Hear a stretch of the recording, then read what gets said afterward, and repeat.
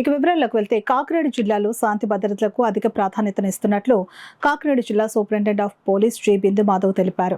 కాకినాడ జిల్లా police superintendent కార్యాలయంలో ఏడాది ముగిస్తున్న సందర్భంగా ఏడాదిలో జరిగిన నేరాల వివరాలను సమగ్రంగా తెలియజేసేందుకు మీడియా సమావేశం నిర్వహించారు. ఈ సందర్భంగా ఎస్పీ బిందు మాధవ్ మాట్లాడుతూ గత ఏడాది కన్నా ఈ ఏడాది నేరాల సంఖ్య తక్కువగా ఉందని అన్నారు.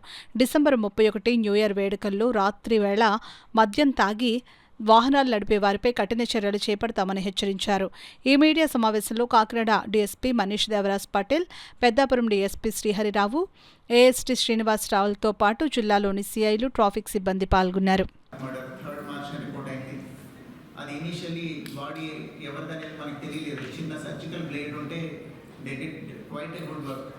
చాలా సీసీ ఫుటేజ్ వెరిఫై చేసి విపరీతమైన హార్డ్ వర్క్ చేసి ఆ మర్డర్ డిటెక్ట్ చేయడం జరిగింది. ఇంకా మిగతావన్నీ జనరల్లీ సడన్ ప్రొవొకేషన్ జరిగినవి.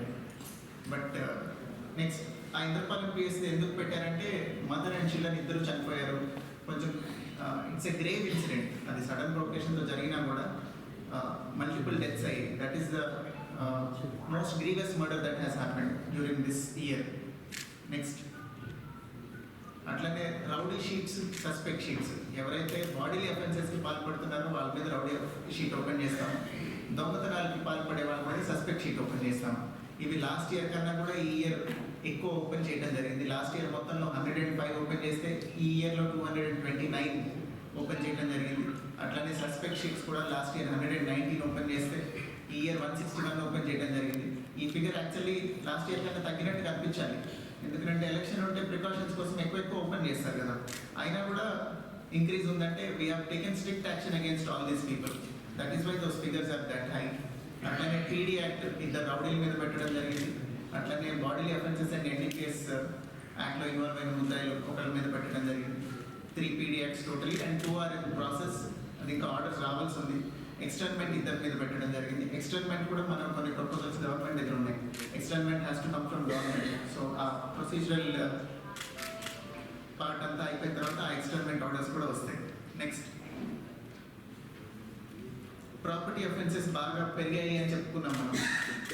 ఆ పెరిగిన తాలూకు క్లాసిఫికేషన్, డెకాయిటీ తగ్గింది, రాబరీ తగ్గింది, హౌస్ బ్రేకింగ్స్ 2.38% పెరిగాయి. House breakings by day, house breaking by night ఎక్కువ పెరిగాయి, 37.27%. ఆర్డినరీ థెఫ్ట్లు, చిన్న దొంగతనాలు, పిక్ పాకెట్లు ఇట్లాంటివి 7% పెరిగాయి.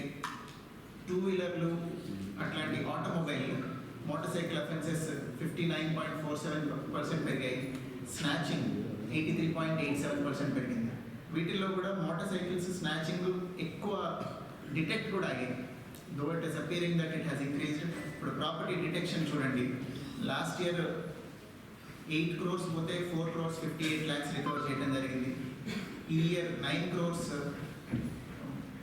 1 lakh పోతే 5 crores 60 lakhs రికవర్ చేయడం జరిగింది. So property recovery has increase from 57% to 62%. And property detection, పోయిన క్రైమ్ డిటెక్షన్ హ్యాస్